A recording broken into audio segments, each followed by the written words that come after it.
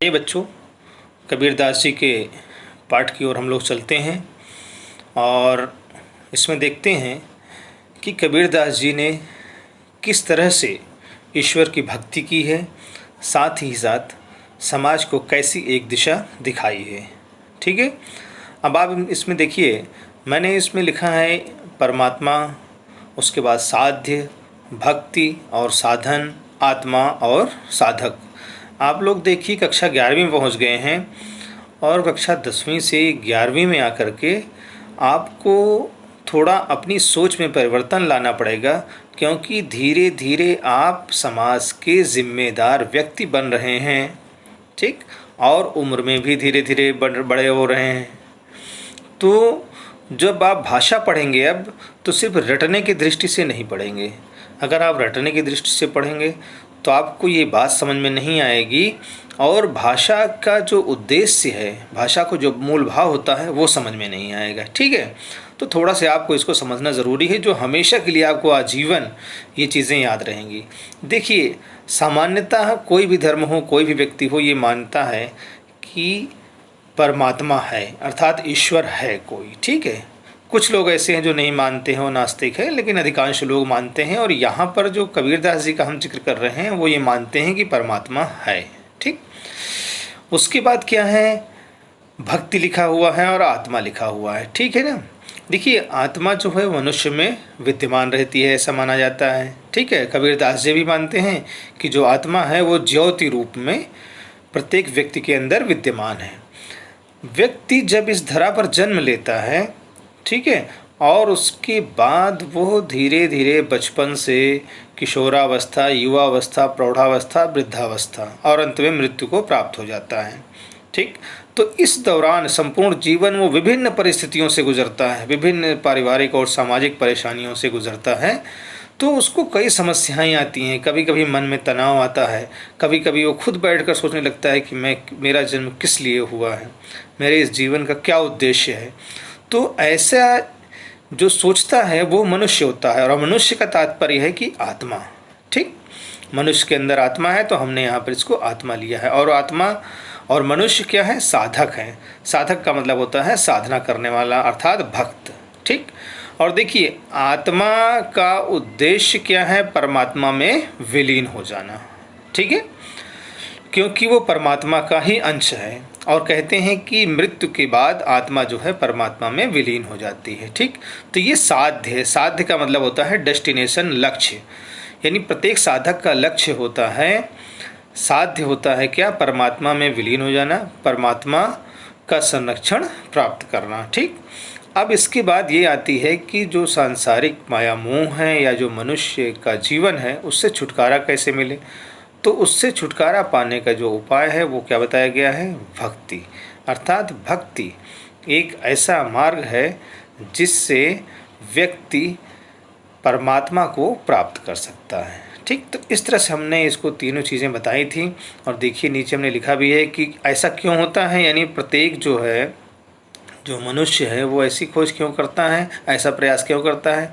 इसलिए करता है क्योंकि वो कभी न कभी जीवन में सांसारिक बंधनों से छुटकारा पाना चाहता है और मुक्ति की खोज में जाना चाहता है। ठीक है, तो ये चीज़ें भी आप याद रखेंगे कि परमात्मा जो है वो साध्य होता है और भक्ति जो है वो साधन होती है, एक मार्ग होता है परमात्मा तक पहुंचने का, और आत्मा अर्थात मनुष्य एक साधक होता है। ठीक है, इस तरह से जब हम आगे चलते हैं पाठ में, तो पाठ में देखिए कबीर का पद है। कबीर का पद यानी कबीर के जो पद इसमें दिए हुए हैं, उसमें जाने से पहले आप थोड़ा सा ये भी जान लीजिए कि भक्ति काल जो है, जिसमें एक लगभग 1500 शताब्दी में हम इतिहास में अगर देखेंगे तो उसमें एक भक्ति काल चला था।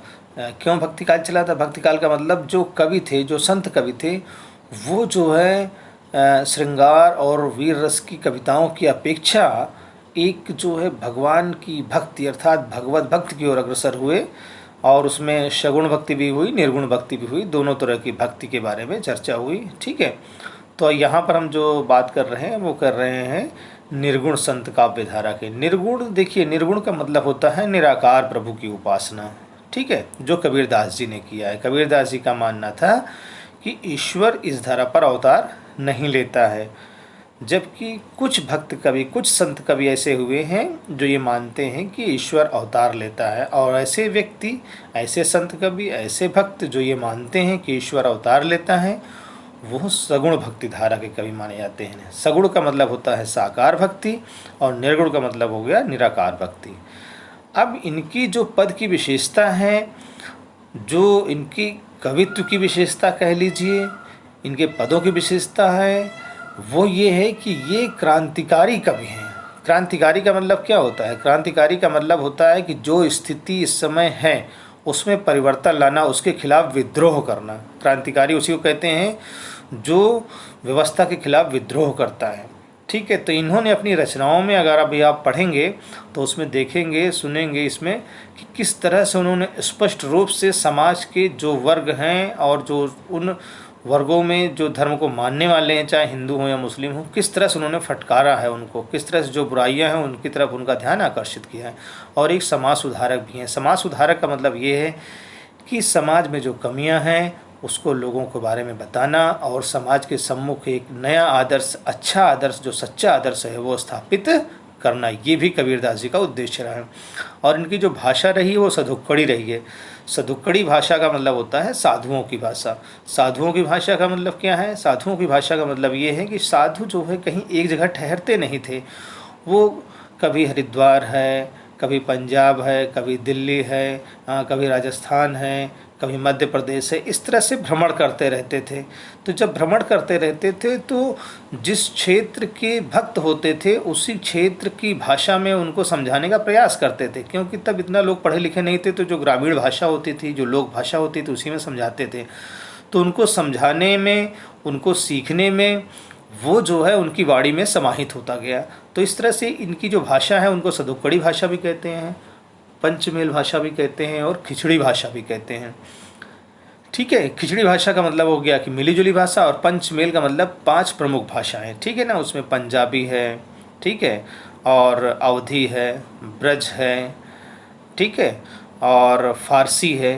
तो इस तरह की जो भाषाएं हैं उन सभी की भाषाओं को मिला करके इन्होंने लिखा है। और इनका उद्देश्य मूल ये रहा है कि जो मैं पदों में कह रहा हूँ, अपने जो मैं दोहों में कह रहा हूँ, वो जो आम जनमानस है, जो गांव का जनमानस है, उसके समझ में आ जाए। इनका जन्म देखिए 1398 ईस्वी में काशी में हुआ, और इनके गुरु रामानंद जी थे। हालांकि ये अपने गुरु, जो इनके गुरु ने सिखाया उनको सगुण भक्ति धारा के, वो बात उन्होंने नहीं मानी, उन्होंने निर्गुण भक्ति की उपासना की। ठीक है, इनकी जो प्रमुख रचनाएं हैं वो बीजक है। देखिए, चूँकि ये पढ़े नहीं थे लेकिन जो इन्होंने दोहे कहे हैं, ठीक है, जो ये दोहे कहे हैं, जो इन्होंने प्रवचन दिया है, साखी शब्द रमैनी है, वो सब इसमें संकलित किया गया है। बीजक का मतलब ये होता है कि जो कबीरदास जी का जो मूल उद्देश्य है, जो सारगर्भित उद्देश्य है, उसको बीज रूप में संग्रहित करना। इनके शिष्यों ने इसको संग्रहित किया, इकट्ठा किया है। ठीक है, और ये साखी शब्द एवं रमैनी के रूप में है। ठीक, साखी कहा जाता है, साखी जो है साक्षी जो शब्द है उससे बना, यानी गवाह। गवाह किसका है? मतलब जो जीवन में इन्होंने देखा है, जिन घटनाओं के, जिन समस्याओं के गवाह रहे हैं, वही इन्होंने इसमें लिखा है, वो है साखी। ठीक है, जिसको गा करके प्रस्तुत किया जाता है। शब्द देखिए, पंजाबी भाषा में जो गुरु ग्रंथ साहिब है उसके लिए भी उनके जो उसमें पंक्तियां हैं उनको भी कहा जाता है। तो शब्द का मतलब हो गया शब्द, जानते हैं आप। और शब्द जो है ब्रह्म का रूप माना गया है। ठीक है ना, क्यों माना गया है? क्योंकि शब्द जो है व्यक्ति को ज्ञान देता है। ठीक है ना, तो व्यक्ति को ज्ञान कराना और व्यक्ति को ज्ञान होना, ये शब्द में निहित है। इस प्रकार से रमैनी है। रमैनी का मतलब, रमैनी जो है ये सामान्यतः माना जाता है कि रमण करना। रमण करना का मतलब भाषा में रमण करना, समाज में रमण करना। तो समाज में भाषा के माध्यम से, ठीक है, यानी ऐसी भाषा का प्रयोग करना जो बिल्कुल से जो आम जनमानस गांव का है उसको भी ये बात समझ में आ जाए। ठीक है ना, तो ऐसी भाषा में जो रचनाएं लिखी गई, जो छंद लिखे गए इन्होंने, उसको रमैनी कहा गया है। ठीक है, और इस तरह से मृत्यु जो इनकी हुई वो सन 1518 में बस्ती के निगड़मागार में। और बच्चों एक चीज़ और बता दें कि इनकी मृत्यु के समय इनकी मान्यता ऐसी ही थी हिंदू और मुस्लिम धर्म दोनों के लोगों में, क्योंकि कहा जाता है कि इनका जन्म जो हुआ है वो हिंदू धर्म की जो है स्त्री से हुआ, लेकिन इनका लालन पालन जुलाहा ने किया, यानी मुस्लिम धर्म के लोगों ने किया। और इनके जो दोहे हैं, ये जो छंद हैं, वो दोनों लोगों के लिए हैं। तो दोनों लोगों में मान्यताएं थी। कहते हैं जब इनकी मृत्यु हुई तो दोनों लोग ये कह रहे थे कि नहीं, हम अपने ढंग से इनका संस्कार करेंगे। हिंदू धर्म के लोग कह रहे थे हम अपने ढंग से संस्कार करेंगे, मुस्लिम धर्म के लोग कह रहे थे अपने संस्कार करेंगे। तो जब कहते हैं कि जब चद्दर हटाया गया, इनकी जो लाश थी उस पे से, जो मृतक शरीर था उस पे से, तो वहाँ सिर्फ फूल निकले। तो फूल को दोनों लोगों ने बांट लिया और अपने अपने ढंग से इसका संस्कार किया। ठीक है, इस तरह हम चलते हैं। जब बच्चों जब सीधा आते हैं पाठ में, तो देखिए ये पहले पद का था कि जो शब्दार्थ है कि दो जग का मतलब क्या होता है, समाना का मतलब क्या होता है, खाक है ना। तो ये पहला पद हमने इसके पहले के वीडियो में बना दिया है, तो आप इसको सिर्फ देख लीजिए। इसका शब्दार्थ आज का जो है वो दूसरा पद है, तो उसमें हम चलते हैं। ठीक है, इसमें जो शब्द आएंगे, ठीक मैंने आपको बताया, लोक भाषा के शब्द हो सकते हैं, पंजाबी भाषा के शब्द हो सकते हैं, राजस्थानी भाषा के शब्द हो सकते हैं। ठीक, तो वो उन सभी शब्दों को इन्होंने समाहित किया है। तो दूसरा पद जो है उसमें देखिए पहले बौराना। बौराना का मतलब होता है बुद्धि भ्रष्ट हो जाना, पगला जाना। ठीक, धावे का मतलब होता है दौड़ते हैं। देखिए सब अवधी भाषा के शब्द हैं। पतियाना मतलब विश्वास करना। नेमी यानी नियमों का पालन करने वाला। धर्मी अर्थात धर्म का पाखंड करने वाला। स्नाना स्नान करना या नहाना। आत्म यानी स्वयं, आत्म। पखाना ही मतलब पत्थरों को, पत्थरों की मूर्तियों को। बहुतक माने बहुत से। पीर औलिया मतलब धर्म गुरु और संत ज्ञानी। कुराना मतलब कुरान शरीफ जो इस्लाम धर्म की धार्मिक पुस्तक है। ठीक, इसके साथ ही साथ ये जो है देखिए अब दूसरा पद शुरू होता है। देखिए ये संबोधन शैली में लिखा गया है, क्योंकि ये संत थे। तो जब आप शिल्प सौंदर्य लिखेंगे तो आप उसमें लिखिएगा कि ये उपदेशात्मक शैली है और संबोधनात्मक शैली है। ठीक, पहले ही कहते हैं कि संतो देखत जग बौराना। हे सज्जनों, देखो ये संसार पागल हो गया है। ठीक है ना, पागल हो गया अर्थात इसकी बुद्धि भ्रष्ट हो गई है। कैसे, क्यों कह रहे हैं ये बात? ये कह रहे हैं क्यों? क्योंकि अगर इसको सही बात कहो तो ये मारने के लिए दौड़ता है, और इसको झूठ बात कहो तो ये पूरा संसार आपको, आपकी प्रशंसा करेगा और आपको प्यार करेगा। सही बात क्या कहो, यानी सही बात अगर इसको ये समझाओ कि ईश्वर एक है, तो हिंदू धर्म के लोग कहेंगे कि नहीं, मेरा भगवान सबसे बड़ा है। मुस्लिम धर्म के लोग कहेंगे कि मेरा खुदा सबसे बड़ा है। ठीक है, तो अगर इनको सही बात कहो, इन दोनों को समझाओ, दोनों धर्म के लोगों को, कि भाई दोनों का ईश्वर एक ही है, तो ये मारने के लिए दौड़ते हैं।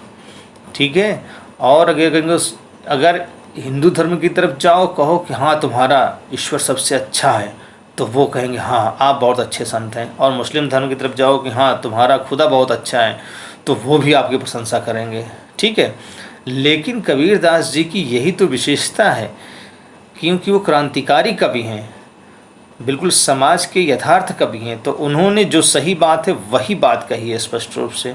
और बच्चों, आपने पहले भी इतिहास में पढ़ा होगा और अभी भी देखा होगा कि अधिकांशतः जो सांप्रदायिक घटनाएं होती हैं समाज में, वो जो है हिंदू और मुस्लिम धर्म में होती है। क्यों होती है? दोनों तो इंसान एक ही है ना। और यही बात आज भी नहीं समझ पाए हैं। देखिए कबीरदास जी ने 1500 शताब्दी में ये लिखा था, है ना, और आज भी ये मूल्यवान है। क्यों? क्योंकि आज भी हिंदू और मुस्लिम आपस में लड़ रहे हैं, इसलिए आपके पाठ्यक्रम में शामिल किया गया है। वो इसलिए बिल्कुल सीधी बात कहते हैं, घुमा फिरा करके बात नहीं कहते हैं, लल्लो चप्पो में, या मीठी मीठी बातें नहीं करते हैं। कबीरदास जी कहते हैं अगर सीधी बात नहीं कही जाएगी तो इनके समझ में नहीं आएगी। कहते हैं नेमी देखा धर्मी देखा। उन्होंने कहा कि मैंने बहुत से लोगों को देखा है कि जो नियम से चलते हैं, यानी नियम का पालन करने वाले खुद को बताते हैं। बहुत ज़्यादा धर्म से, धर्म की राह पे चलने वाले खुद को बताते हैं, और सुबह सुबह स्नान करते हैं। नेमी देखा धर्मी देखा, प्रात करे स्नान, सुबह सुबह जो है स्नान करते हैं। ठीक है, लेकिन वो लोगों को उन्होंने क्या किया है, आत्म मार दिया है, यानी स्वयं को मार दिया है, आत्मा को मार दिया है। आत्मा व्यक्ति के अंदर निहित है, वो सही क्या है गलत क्या है बताती है, और आत्मा एक ही है सभी की, चाहे जो भी धर्म का व्यक्ति हो, ठीक है। तो वो कह रहे हैं कि आत्म मारी पखाने पूजे। लोग क्या करते हैं, पत्थरों की पूजा करते हैं और उनमें भी कोई ज्ञान नहीं है।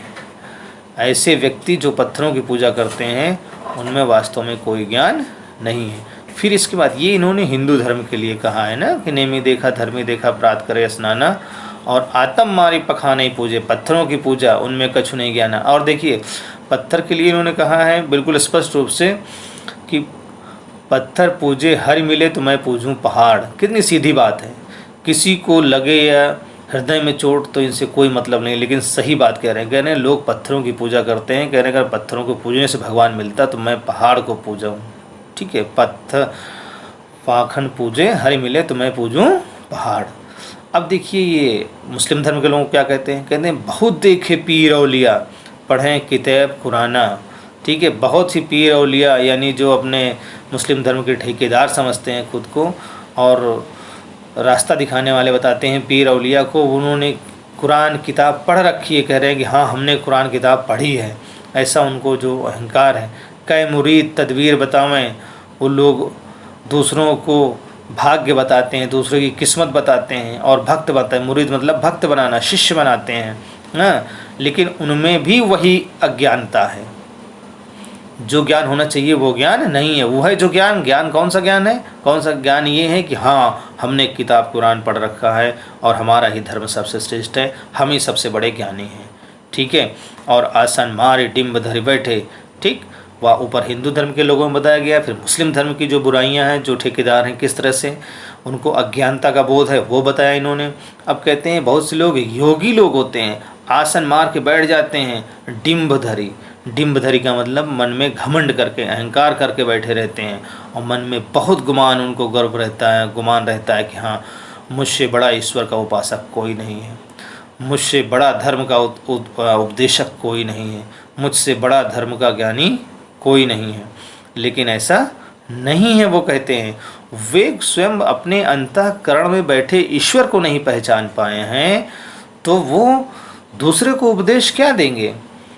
और क्या कह रहे हैं, देखिए जो समाज में पाखंड है, अंधविश्वास है, आडंबर उनको लगता है, दिखावा, कि बहुत से लोग क्या कहते हैं पीपर पत्थर पूजन लागे तीरथ गर्व भुलाना, यानी लोग पीपर की पूजा करते हैं, पत्थर की पूजा करने लगे हैं, ठीक है, और अपने अंदर जो ईश्वर बैठा है उसकी पूजा नहीं कर रहे हैं, ठीक है।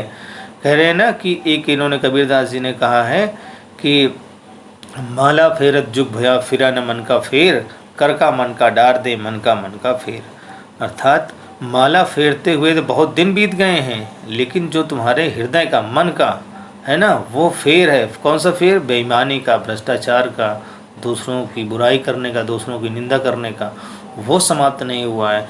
इसलिए जो कर का मतलब हाथ की जो माला तुम फेर रहे हो दिखावे में, उसको फेंक दो, और जो मन की माला है यानी मन में जो बुराइयां हैं, मन में जो द्वेष है, जो ईर्ष्या है, उसको भगाओ, उसको हटाओ, ठीक है। तो वहाँ भी इन्होंने स्पष्ट रूप से कहा, यहाँ भी कह रहे हैं कि पीपर पाथर पूजन लागे।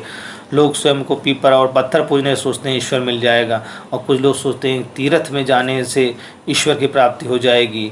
बड़े बड़े लोग उपदेश भी देते रहते हैं इस बारे में कि यहाँ जाने से, इसकी यात्रा करने से ये हो जाता है, यहाँ जाने से ये हो जाता है ना। तो कहते हैं कि वहाँ जाने से ईश्वर नहीं मिलेगा आपको, ठीक है।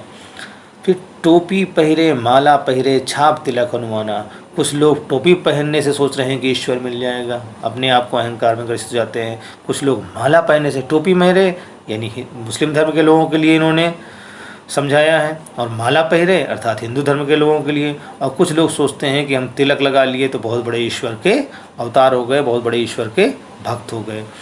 और बहुत से लोग क्या करते हैं, भजन कीर्तन गाते रहते हैं, विभिन्न फिल्मी धुनों पे गाएंगे, है ना, आप देखते होंगे बहुत से।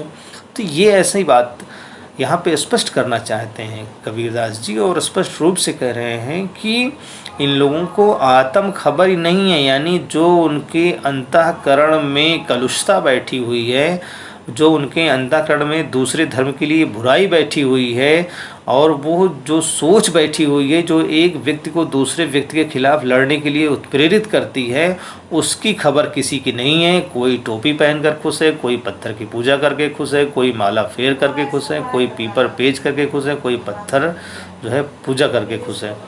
ठीक है, और ये इसी गीत में, इसी दिखावे में सब जो वास्तविकता है उसमें सब भूल चुके हैं कि धर्म का मूल उद्देश्य ये है, भक्ति का मूल उद्देश्य ये है कि सभी मानव एक हैं।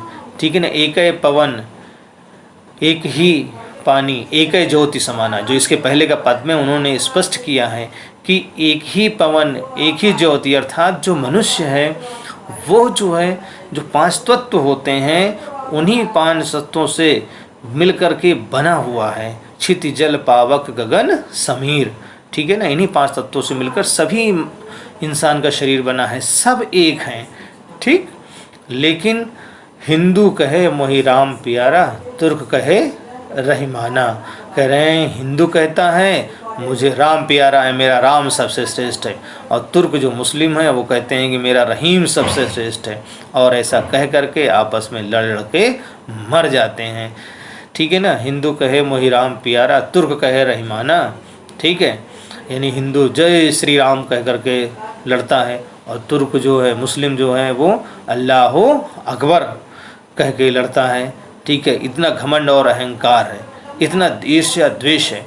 कहते हैं धर्म तो ये सिखाता है ना कि दूसरे धर्म का सम्मान करो, इंसानियत को बढ़ावा दो, मानव में भाईचारा हो, प्रेम हो, सद्भाव हो। लेकिन ये कैसा धर्म है, ये धर्म का कैसा आडंबर है, ये धर्म का कैसा दिखावा है, ये धर्म की कैसी स्वार्थपरता है जिसमें एक व्यक्ति दूसरे व्यक्ति का कत्ल करने के लिए तैयार हो जाता है, मार डालने के लिए तैयार हो जाता है।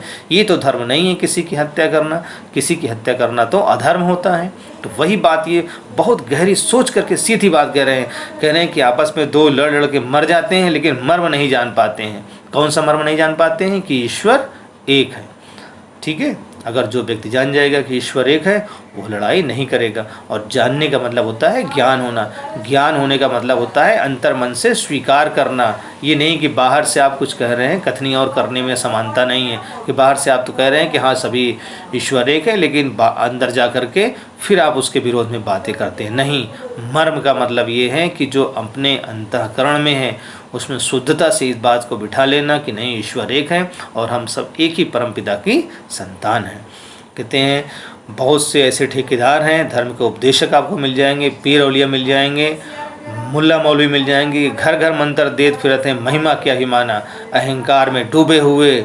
ठीक है, विभिन्न वेशभूषा में, विभिन्न माला पहने हुए, विभिन्न तरह की दाढ़ी और टोपी पहने हुए। कहते हैं कि घर घर मंत्र देत फिरत हैं, यानी घर घर जा कर के शिष्य बनाते हैं, चेला बनाते हैं, और जो है ये सब अहंकार में पूरी तरह से डूबे हुए हैं।